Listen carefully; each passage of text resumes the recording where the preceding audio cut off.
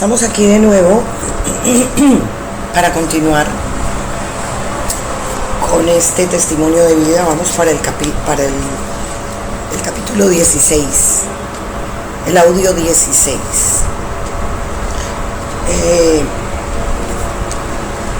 Quedamos en que íbamos a la corte. La audiencia tardó alrededor de 8 horas. Fue con un fiscal, fue muy dura la audiencia. Me preguntaban una y otra cosa a la misma vez, hasta que fueron 8 horas y la juez determinó que se tenía que aplazar porque estaba bastante cansada. Tuvimos solamente un receso de media hora, almorzar, comer algo rápido y continuar. Fueron 8 horas. Ya para terminar la audiencia, la juez me pide una firma en un formulario de autorización para verificar la documentación presentada de la entidad del gobierno a la cual yo trabajaba, que era Inravisión, porque ya en ese entonces ya había mucha presentación de documentos falsos de la gente que pedía refugio colombiana. Entonces se paró la audiencia. La verdad que yo quedé un poco mal porque fue muy difícil. La asistente de la abogada, que era con la que yo me entendía en todo el proceso de refugio, era una mujer muy profesional, de habla hispana y de muy buen corazón, me ayudó muchísimo. Yo le pedí a ella que me preparara para la próxima audiencia, porque tuve bastantes altibajos dentro de la audiencia, porque claro, me preguntaban una cosa y la otra al mismo tiempo y me cambiaban la forma de las preguntas para ver si yo caía en algún indicio de falsedad.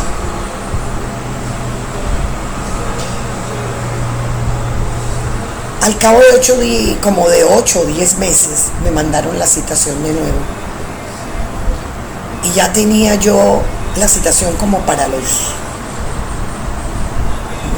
serían casi un año.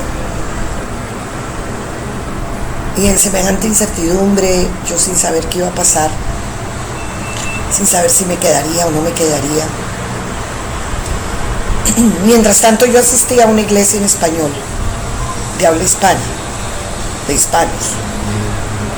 Me vinculé totalmente a la comunidad. Hacemos retiros espirituales, conferencias. Empecé a ir al grupo de la renovación carismática. Allá el Señor se me manifestaba a su santa voluntad. Conocí un sacerdote muy especial en una iglesia que había de habla inglesa. Él hablaba algo de español. Le pedí que fuera mi asesor espiritual, porque algunas veces el Señor me daba misiones especiales con personas y yo le pedía al sacerdote su bendición, me mantenía en gracia lo que más podía. Asistía constantemente al sacramento de la reconciliación y a mi Santa Eucaristía diariamente. Hasta que llega de nuevo la citación a la corte. Me llama el asistente de la abogada y me pregunta por la confirmación de la documentación enviada a Colombia, si ya me habían enviado alguna respuesta. Yo le respondí que no había llegado nada. Ella a su vez le dijo que ella tampoco había entrado al sistema en la corte y que tampoco había visto que hubiera llegado ninguna respuesta. Y me aseguró que si no habían recibido ninguna noticia de aplazamiento era porque la cita a la audiencia ya estaba confirmada, pero no sabíamos si había llegado respuesta de Colombia. Bueno, llegó el día de la audiencia. Yo me acuerdo que ese día yo llegué a la corte. Antes de entrar a ella, yo entré al baño, me postré ante mi Señor y le rogué al Espíritu Santo me pusiera las palabras en mi boca. Yo estaba muy nerviosa, estaba en juego mi futuro y el de mi hijo. Le pedí, oré y entré a la sala. Me siento con el traductor, porque aunque yo hablaba algo de inglés, a mí no me dejaba, yo tenía que ir con traductor, por lo que mi lengua nativa, no era inglesa.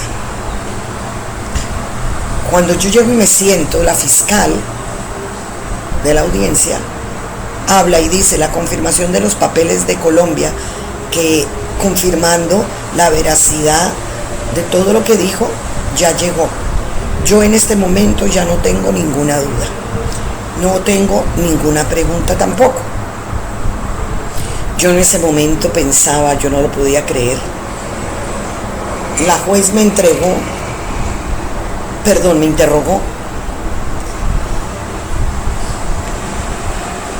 Me preguntó varias cosas que no le habían quedado claras a ella en cuanto al proceso mío dentro de la empresa, porque yo fui ascendiendo paulatinamente hasta llegar a un cargo más o menos alto.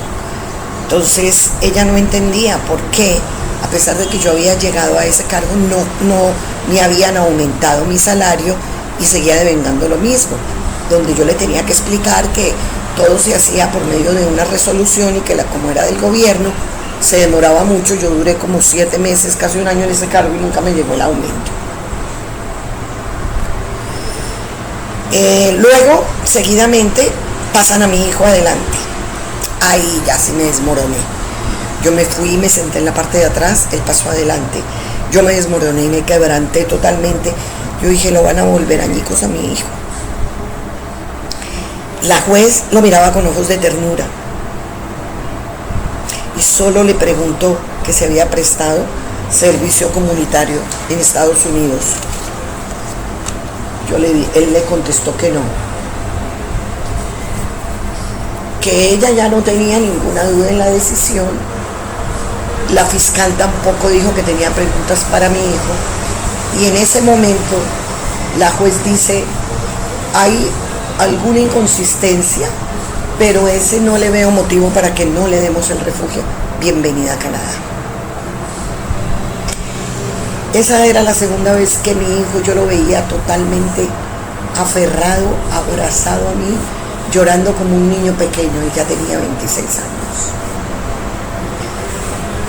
Ya se me acababa la incertidumbre, ya salir yo renovada, muy contenta. Desde luego avisando a toda mi familia y a todos mis conocidos aquí en Colombia, ya que a todo el mundo yo había puesto en oración. Mis primas, sobre todo una de mis primas a la cual quiero mucho, que es muy devota, le había pedido mucho que me pusiera en oración y así lo hizo. Pasaron los días y ya mi hijo se fue a vivir con su novia a Toronto. Mi madre fue a visitarnos. A mí me operaban de la vejiga y mi madre y mi hermana estuvieron presentes. Ellas llegaron las dos y estuvieron conmigo, mientras que mi muchacho ni siquiera aparecía, mientras me operaban, ya que yo estaba en una ciudad y él estaba en otra.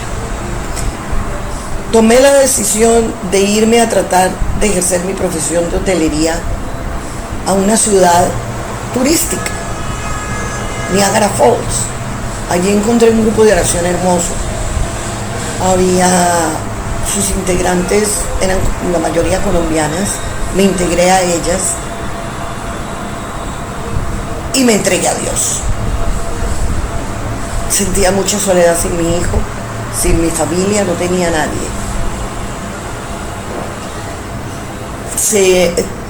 Pasó el tiempo y ya llevaba muchos años yo sin compañero alguno, no tenía ninguna clase de relación. 8 años, 7 años, 8 años. Le ofrecí todo mi dolor, mi soledad al Señor por la sanación de mi hijo. Yo la verdad no sabía si seguía consumiendo, pero tenía la esperanza de que con esta chica no lo hiciera, ya que ella no aceptaba mucho lo relacionado con el consumo de droga. Ya él empezó a hacer su vida se desprendió de mí radicalmente. Eso me afectó muchísimo. Yo lo veía indiferente, ausente, y empecé a sufrir enormemente porque lo extrañaba demasiado. Hice una muy buena amistad en la ciudad donde estaba anteriormente y con ella yo me consolaba mucho. Yo iba muchísimo a su casa, me pasaba los fines de semana allá, quedaba a una distancia de hora y media de las cataratas, y así transcurría el tiempo. Fue un momento muy difícil de mi vida por lo que estaba pasando con mi hijo. Yo mientras tanto asistía a una comunidad hispana, como les había contado, un grupo de oración en la cual yo me aferré mucho y me ayudaron muchísimo, puesto que yo me sentía muy abandonada por mi hijo. Nunca pretendí que estuviera pegado a mí, pero sí esperaba alguna manifestación de afecto y preocupación por su madre. Siempre pegada y totalmente entregada al Señor y a la Virgencita, hasta que un día, a través de una amiga del grupo de oración, me dio un mensaje muy lindo donde me decía: no te vas a quedar sola. Yo se lo había pedido a Dios. Si me daba un hombre, que me diera un hombre que me quisiera realmente, cosa que nunca había encontrado. Que no fuera un hombre con una personalidad machista, ya que era una mujer muy independiente. Un día yo trabajaba en un hotel en Niágara, estaba yo muy triste y desengañada, y le dije al Señor, yo había conocido un gringo que me quiso ayudar. Aquí conocí un canadiense que tampoco se portó muy bien, y yo, la verdad, me encariñé mucho con este caballero. Él era de habla francesa, de una ciudad llamada Ottawa, pero el hombre, la verdad, no lo tomó en serio. Yo me estaba enamorando de él, pero él no lo tomó en serio. Eso me pegó muy duro porque yo había durado 8 años estando sola. En ese entonces, el Señor me regaló la posibilidad de tener una casa, y le renté a este caballero de habla francesa con sus primos la parte de arriba, y yo me fui a vivir al sótano. El sótano era un apartamento completo con entrada independiente. Entonces pues lo tenía muy cerca, e hicimos una relación muy estrecha porque él vivía arriba y yo abajo.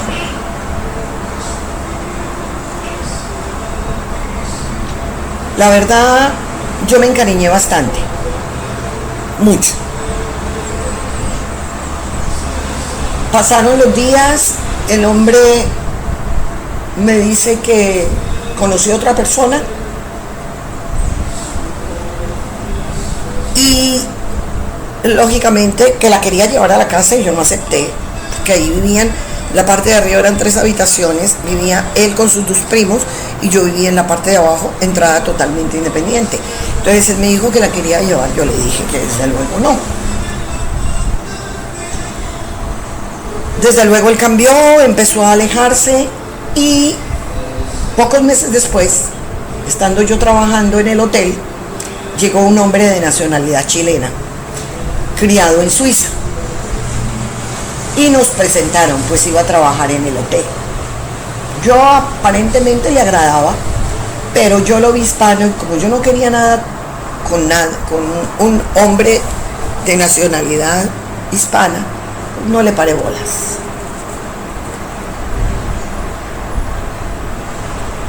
Hubo un día que, estando yo en el hotel, en un despecho total por este francés,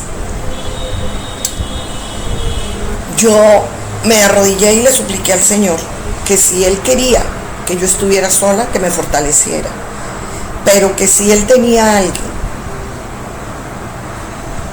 porque yo estaba negada a una relación con alguien de habla hispana, que si Él tenía, que si que yo le abría el corazón a un hombre de habla hispana, siempre y cuando no fuera que no hubiera sido criado en su país de origen, que me quisiera sinceramente y que a mí no me importaría si tuviera dinero o no, pero que sí quisiera salir conmigo adelante, y que lo que más me importaba era que si no estaba con él, que se dejara llevar a él, a Dios, si no estaba en los caminos de Dios. Al cabo de duró aproximadamente 6 meses tratando de acercarse este caballero de nacionalidad chilena, duró 6 meses acercándose a mí, por malos entendidos entre él y yo, motivados por un chisme de una mujer colombiana, pues nos alejamos. Él había llegado becado de Chile para estudiar en Canadá. Ya había terminado sus estudios. Él se crió en Suiza, volvió a Chile donde estaban sus padres, de ahí salió becado para Canadá. Y ahí él fue estudiante de hotelería igual que yo, y cuando terminó sus estudios consiguió ese trabajo en el hotel para poder conseguir su residencia. El requisito era que encontrara un trabajo calificado para que se pudiera quedar, y no lo encontró. Él llegó al hotel en un cargo mediano.